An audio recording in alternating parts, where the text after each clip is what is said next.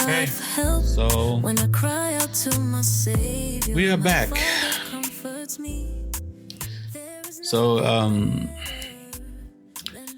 hey everybody, this is Godwill with Life Story Podcast.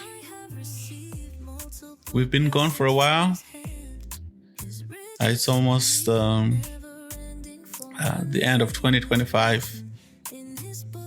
And you guys haven't heard from us yet. So there's many reasons for that. But I am excited to be able to come back in a different and special way. And maybe a limited way.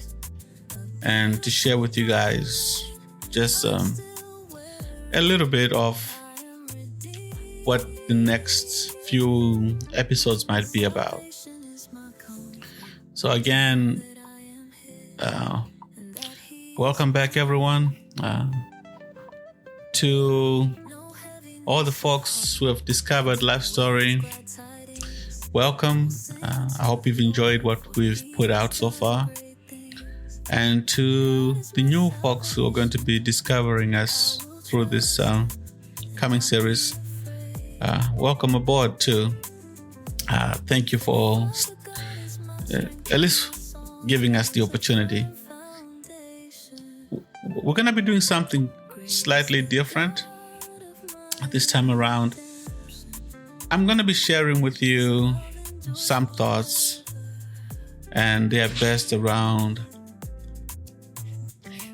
not necessarily just loss and grief, but memory, the remembrance of, in this particular case, the remembrance of my mother who passed away in December of 2024.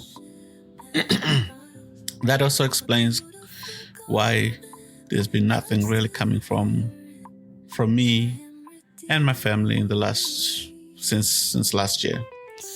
But like I said, I'm excited about what we're going to be providing and presenting to you.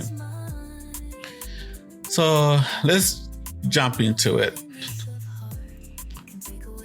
When my mother passed away in 2025, right before she passed away, the week before actually, I was on the phone with my sister Gwen. If you've listened to our episodes, you know that we've done a few episodes with me and Gwen. She's also called Tapiwa. So if you listen to some of those episodes, you hear me and her talking about, the work that she does with a live initiative, the work that she does with women and children, people with disabilities, mostly in Zimbabwe. But she really is a global ambassador for people with needs like that. So the week before my mother passed away, I called Gwen just to talk. And she was at a training event. And I was telling her, hey, I've been thinking about our mother. And you hear me calling her Amai. That's what we call Amai in our language. Mother is Amai. I said I was thinking about Amai, and I've been working on some poems that I've written, and I'm using AI to turn those into songs. And I'd worked on a few, but I wasn't quite happy with where things were. So, I said, okay, well, I'm going to keep working on those, and then I'll let you listen to them. And if you like them, then maybe, we can continue working until we have a final product, and then we can present it to her, like maybe for a birthday or for Mother's Day. We were just talking, and she told me, like, Amai is not feeling well right now. So I'm sure she would love it, whatever you're working on. But she hasn't been feeling quite well. And, fast forward the week after that. So I called Gwen like on a Wednesday. And the following week on a Tuesday, she passed away. So I had all this work that I'd been putting together that she never got to hear. And she never got to, enjoy. So that's been something that I've been working on ever since, like I said, before she passed away. And with her passing, I endeavored to put it all together and make it make sense. And so that's what I'm going to be sharing with you guys in this short series. I call it short. We'll see. We'll see. And that's what I've been working on. And I'll try to incorporate in these episodes the thoughts, what I was thinking about, what each one of those songs meant.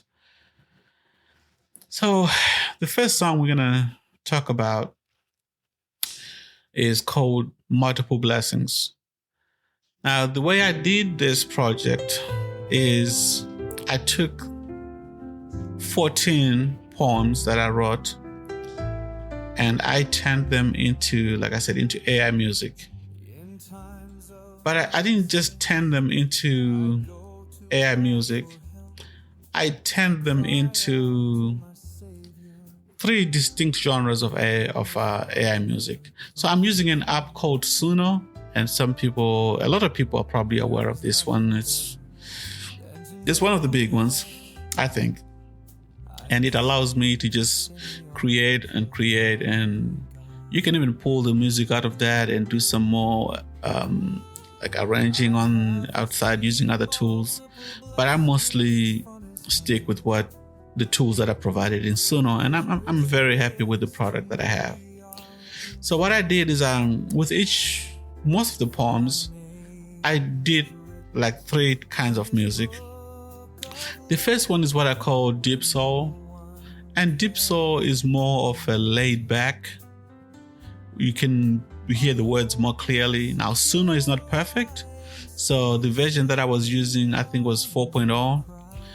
And it's really good at 4.0, but you can still hear sometimes when the system tries to do too much, when the AI tries to do too much, and sometimes it gobbles up the words. So that's gonna be some things you'll notice when you listen to the songs. And what I'm gonna do with each episode is whichever song I discuss, I'm gonna put a link in the notes to all three versions. And also the music is available on YouTube and you can listen to it there, and it's going to be on my website lifestory.com, and it's also going to be in Spotify and Apple Music and YouTube Music, pretty much wherever you listen. So I'll put the links that I have in the show notes so you can go and listen at your leisure. So that's one thing. So when you listen to the songs, like I said, you'll find that they are going to be in at least three different versions. The deep soul, those cuts are pretty much laid back, more soulful. They sound more emotional. And then there is a version that's called soulful reggae. So that would be like another version, and that's got more reggae rhythms to it.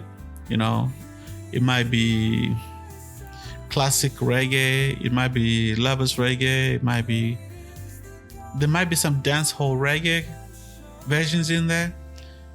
And the final one, the third one, is gonna be Africa Soul. And for this one, the music sounds a lot like Afrobeats and Afro jazz. So I've been listening to this music all year myself. I find it very, I don't listen and cry, but I find it very real to me. So when you listen, try listening to all three versions and just hear the way the different arrangements make it sound. But I'm sure you'll enjoy just the words too, which is what I'm going to try and do. So with the first song that we're talking about is called Multiple Blessings. What's happening with Multiple Blessings is that when I really think about my mother and kind of our history together, it doesn't take long until for me to kind of zero in on what made her special. And to be honest, it was her faith. So when you listen in the first verse here, it talks about, in times of distress, I go to God for help. When I cry out to my Savior, my Heavenly Father comforts me. There is nothing better than to know that I am safe in the arms of my God. You know, my mother taught us to pray, all of her children, from I want to say a very young age, but that's not even fair. I know in my case, she was praying way before I was born. You know, that's the history that when we used to talk about life and she would talk about her life, one of the biggest things about it was just how much God was a big part of it. And the things she would talk about, maybe concerning her childhood, would be sometimes the difficult things. You know, she once told me the story, and I might have shared it in other episodes, of how when she was a child, you know, she was made to go and work for this man, and she would wake up early hours of the morning with the break of dawn, and her job was to go take care of the man's cows and donkeys and whatever else he had. And, you know, she would be out there, I'm talking younger than 10 or 11, and his kids would be sleeping in the house, but she would be out there doing all the hard work. And when this story usually came up would be when she was, well, she had a mango toe. One of her big toes was all messed up. And the story she would say is, you know, one of those donkeys, you know, kind of stepped on her toe and smashed it. So, you know, as a young child, her mother made this arrangement, probably, you know, in exchange for money or something that the family needed. But, you know, God hears the prayers of little children. And she would talk about that, you know. Those were not good times. But she learned to call out to God. And as she got older, obviously, at some point, she made the choice that, you know, to be a Christian. And that's her history. That's where she comes from. And the comfort that she would get from that is what we would talk about the most. I mentioned that she passed away in December of 2024. And her sickness that led to that passing away, from the moment my sister told me that she was sick and the day she passed away, was really less than 1 week. And compared to the other times that she had been sick, like one time she came to the United States, I think 2015, and she was really, really sick. We all did not expect her to make it. And she ended up in hospital, and then she ended up getting treatment here, and she got well. But even in that time, you know, where she had she could not do anything for herself, you know, we took care of her. But I remember many times I would come home from work in the evening, and I would go into a room when she was just laying there, and I would try to talk to her and, you know, just end up praying with her or praying for her, because I knew and I understood that's kind of where, even if she could not communicate it, but that's where she was, you know, to know that she's always safe in the arms of God. Now, that line, obviously, I can look at it now and say, I know she's safe in the arms of God, because that was the end goal as a Christian, as a child of God, is when this life is over, that's where you end up. So that's kind of where that first verse kind of comes in. There's many instances of this, like when we were young, every night, and I mean every night without fail, we prayed as a family. she would call us into whatever room she was in, whether the girls' bedroom or the kitchen or the living room, and she would say it's time to pray. And we all would kneel there and we would pray together as a family. Whatever was going on in our lives, we could hear how she prayed about it. And that's also how I learned to pray about things too. Just knowing that she was taking everything to God in prayer.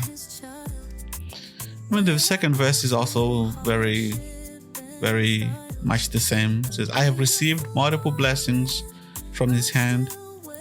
His riches to me are infinite. For my name is written in his book of life, where no one can erase it. My hope is secure. I am safe in the arms of Christ. And I remember growing up when we would go to church and we used to sing these choruses. And there's one we sang a lot. And it's talking about in the book of lives, their names that have been written. But it also said in the same book of life, their names that have been erased. And that's a sobering thought, It's one of those things that as a true believer, you don't want to be the one whose name gets written in and then gets written out. Once you make this commitment, this change, you want that last part to always be true. Your hope to be secure and to be safe in the arms of Christ. And that's one of the reasons why I'm talking about this subject has been a little bit hard.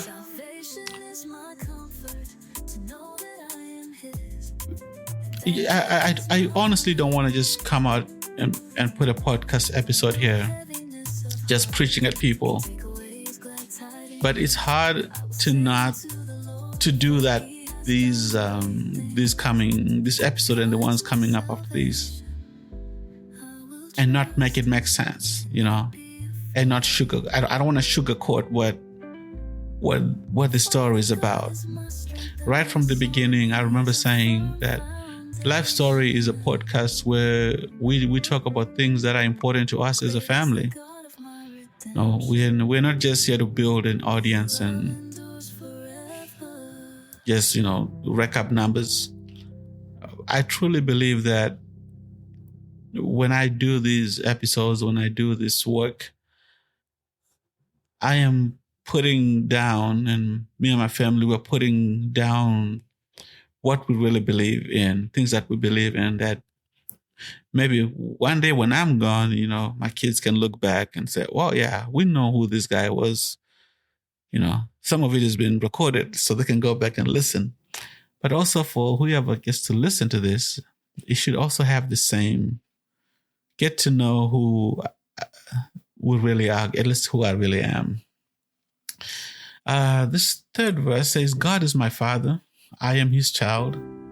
When I go through hardship and trials, a beautiful garment of salvation I'm still wearing. I am redeemed. And again, speaking about my mother, she never got to know her real father.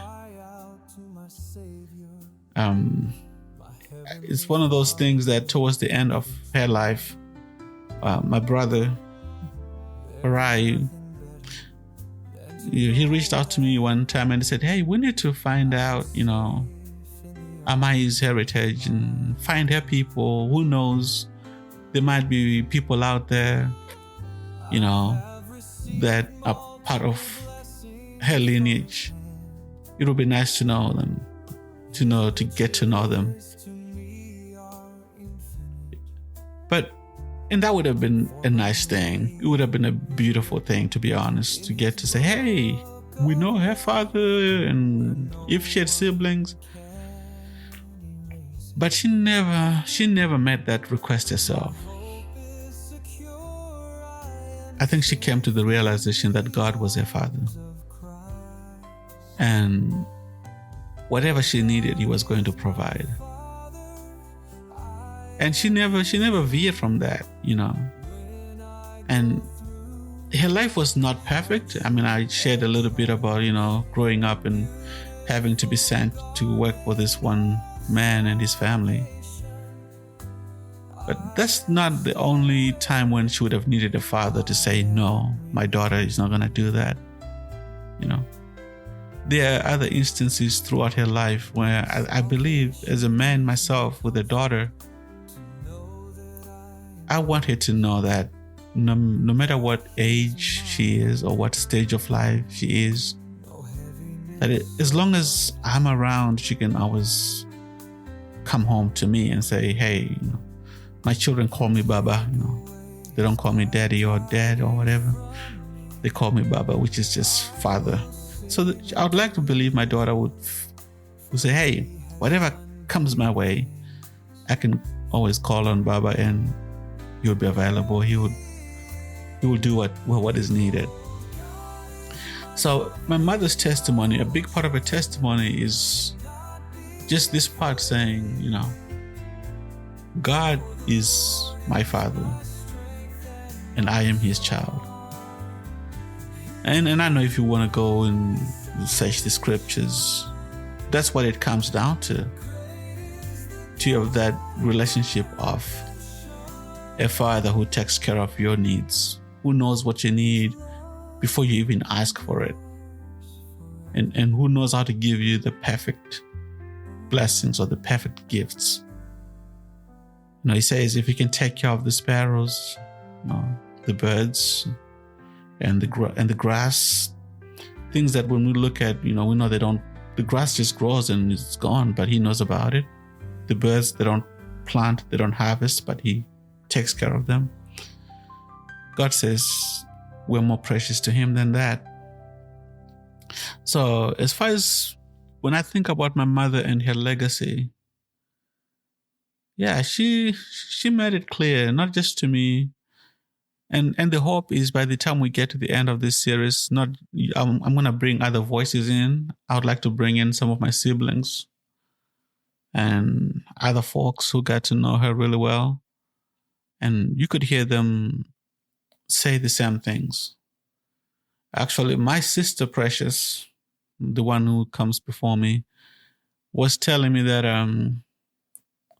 this past weekend, or the past week, not weekend, she had gone into a store with my other sister. And the lady in the store was like, my condolences to you guys, because she knew my mother.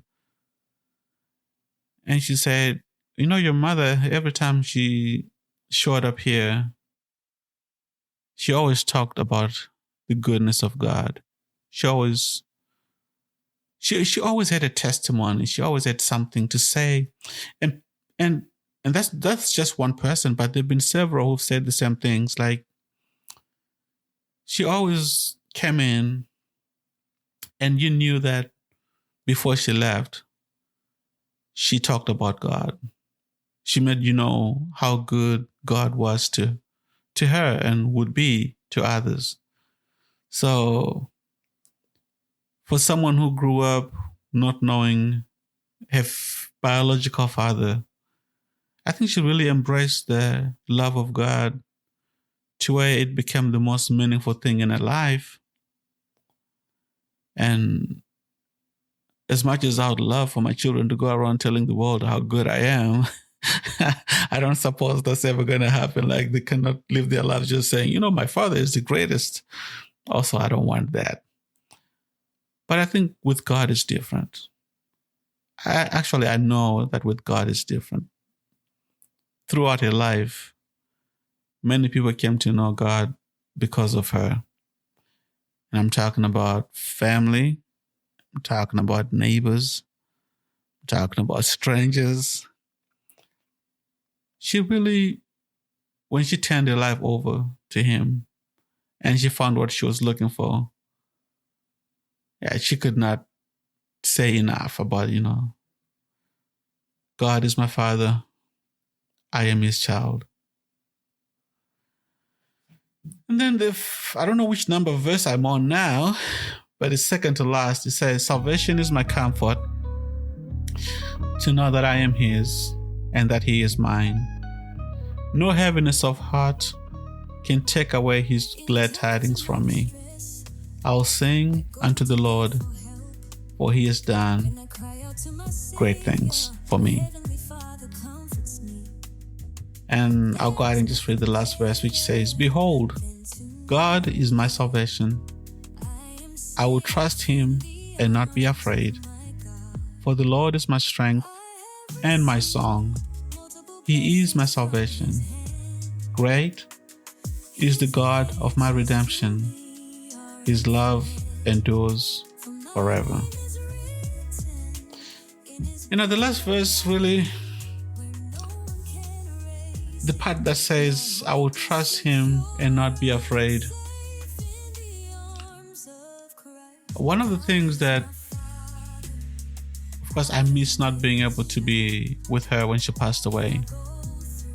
But one of the things that happened, and my sister Gwen told me this, and others who were there, is that in the mornings before she passed away, she would be more aware, and she would talk and make sense. But as the day went on, she would become less coherent.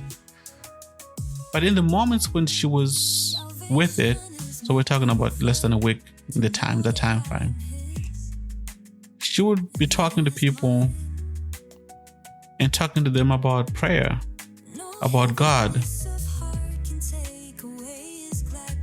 And of course, as she lost sense of the day, she would start praying. That's what she was doing. So she could not make sense to people, but she would just be praying throughout the day. So and she passed away in the evening on a Tuesday. So that Tuesday, the Monday, the Sunday, and the Saturday before. So I think those last 4 days, that was the pattern of the day, that she would wake up in the morning and she would be able to communicate and talk to people about different things. And then, of course, as the day went on and she got tired, she would stop making sense to us, but then she would just start praying. And I cannot imagine a better way of going out from this life. I'm also trying not to sound make this a dark episode, but I cannot imagine a better way to live this life than to live with that full confidence that my last thoughts, my last words, is I'm communicating with God. That's what I would want for myself, but that's also what she was able to leave behind. Her last thoughts, her last moments with us were not just about the agony of the end. When she could not make any sense in talking to us, she was talking to her Heavenly Father. And I am 100% positive that He understood. So this is the first song that you will hear. And you're going to hear this song especially if you listen to the Deep Soul version. That's going to be the first song. When you go to the reggae versions and the Afro music versions, it's not going to be the first songs on those two. But like I said, I'll put the links in the show notes so you can listen to those.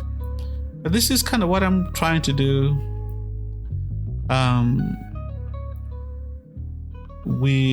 I personally have obviously entered a new era in my life.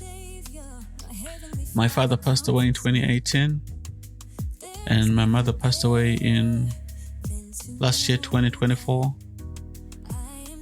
So I've joined the ranks of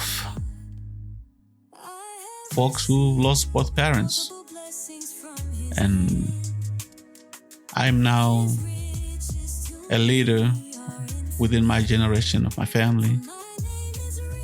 And it's important to me that I do establish a legacy that will carry my children and their children, positively into the future. The way my mother was a leader for us, and the way that she set a good foundation has meant a lot to me, and has made it possible for me to be the man that I am today.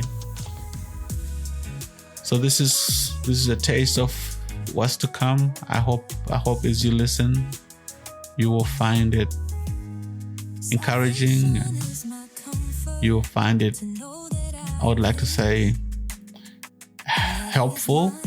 I know people are at different stages of life, and some of us are dealing with or have dealt with grief, and others we just need to look at what we have around us and appreciate it more, especially when you have good parents, good loving parents, good godly parents who show you how to live life the right way. So that's what I'm going to leave you with in this episode of Life Story Podcast.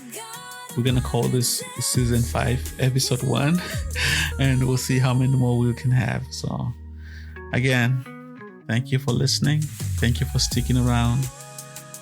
We'll see you in the next one. Bye.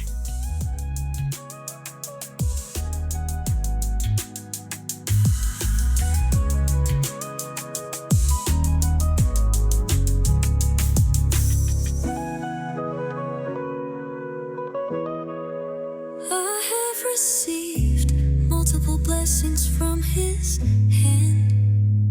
His riches to me are infinite, for my name is written in his book of life, where no one can erase it. My hope is secure, I'm safe in the arms of Christ. God is my Father, I am his child.